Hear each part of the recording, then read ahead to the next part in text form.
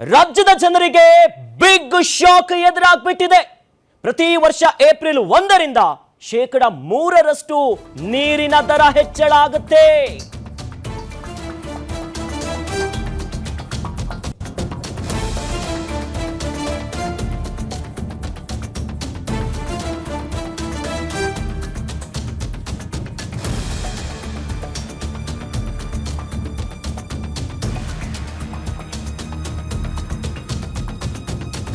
ರಾಜ್ಯದ ಜನರಿಗೆ ಮತ್ತೊಂದು ಬಿಗ್ ಶಾಕ್ ಈಗ ಎದುರಾಗ್ಬಿಟ್ಟಿದೆ. ಯಾವುದದು? ನೀರಿನ ವಿಚಾರವಾಗಿ ಈಗ ಜನರಿಗೆ ಶಾಕ್ ಆಗಿರುವಂತದ್ದು. ಅಂದ್ರೆ ಪ್ರತಿ ವರ್ಷ ಏಪ್ರಿಲ್ 1ರಿಂದ 3% ನೀರಿನ ದರ ಹೆಚ್ಚಳ ಆಗುವಂತ ವಿಚಾರ.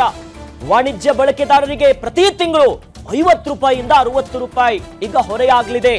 ಈ ಬಗ್ಗೆ ಜಲಮಂಡಳಿಯ ಅಧ್ಯಕ್ಷ ರಾಮ್ ಪ್ರಸಾದ್ ಮನೋಹರ್ ಅವರು ಕೂಡ ಹೇಳಿಕೆಯನ್ನ ಕೊಟ್ಟಿದ್ದಾರೆ. ಅಂದ್ರೆ 2014ರಿಂದ ಈವರೆಗೆ ನೀರು ಪೂರೈಕೆ ದರ ಹೆಚ್ಚಳ ಮಾಡಿಲ್ಲ. ಆದರೆ ಈಗ ಜಲಮಂಡಳಿ ಆರ್ಥಿಕವಾಗಿ ತೀವ್ರ ಸಂಕಷ್ಟದಲ್ಲಿದೆ.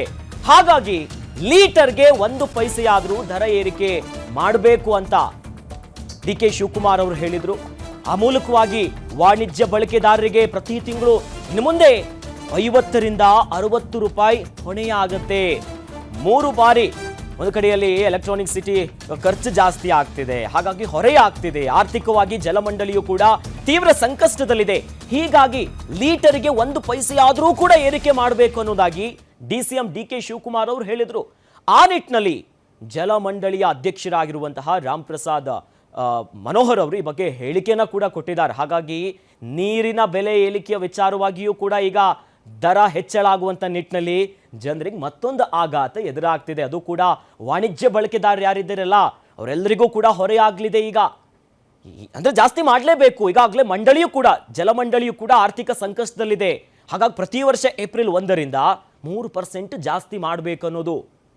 ಬೆಲೆ ಏರಿಕೆ ಅಂತೂ ಜನಸಾಮಾನ್ಯರಿಗೆ ದಿನನಿತ್ಯ ಈಗ ಕಾಫಿ ಟೀ ಅಂತ ಆಗಿಬಿಟ್ಟಿದೆ. ಯಾಕಂದ್ರೆ ಕರೆಂಟ್ ರೇಟ್ ಜಾಸ್ತಿ ಆಯಿತು, ನೀರಿನ ವಿಚಾರ, ಈಗ ಹಾಲು ಮೊಸರು, ಬಸ್ ಟಿಕೆಟ್ ದರ, ಮೆಟ್ರೋ ಟಿಕೆಟ್ ದರ, ಒಂದಾದ್ಮೇಲೆ ಒಂದು ಬೆಲೆ ಏರಿಕೆ.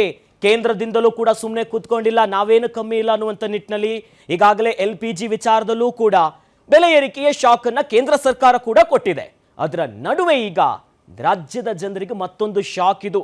ಪ್ರತಿ ವರ್ಷ ಏಪ್ರಿಲ್ 1ರಿಂದ 3% ಅಷ್ಟು ನೀರಿನ ದರವನ್ನ ಹೆಚ್ಚಳ ಮಾಡ್ತೀವಿ ಅನ್ನುವಂಥ ನಿಟ್ಟಿನಲ್ಲಿ ಕ್ರಮಕ್ಕೂ ಮುಂದಾಗಿದ್ದಾರೆ. ಯಾರು?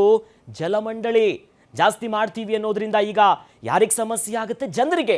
ಈ ವಾಣಿಜ್ಯ ಬಳಕೆದಾರರು ನೀರನ್ನು ಯಾರು ಬಳಕೆ ಮಾಡ್ತೀವಲ್ಲ ಕಮರ್ಷಿಯಲ್ ಆಕ್ಟಿವಿಟೀಸ್ಗಳಿಗೆ, ಅಲ್ಲಿ ದೊಡ್ಡ ಮಟ್ಟದ ಒಂದು ಬರೆ ಬಿದ್ದಂಗೆ ಆಗ್ಬಿಡುತ್ತೆ.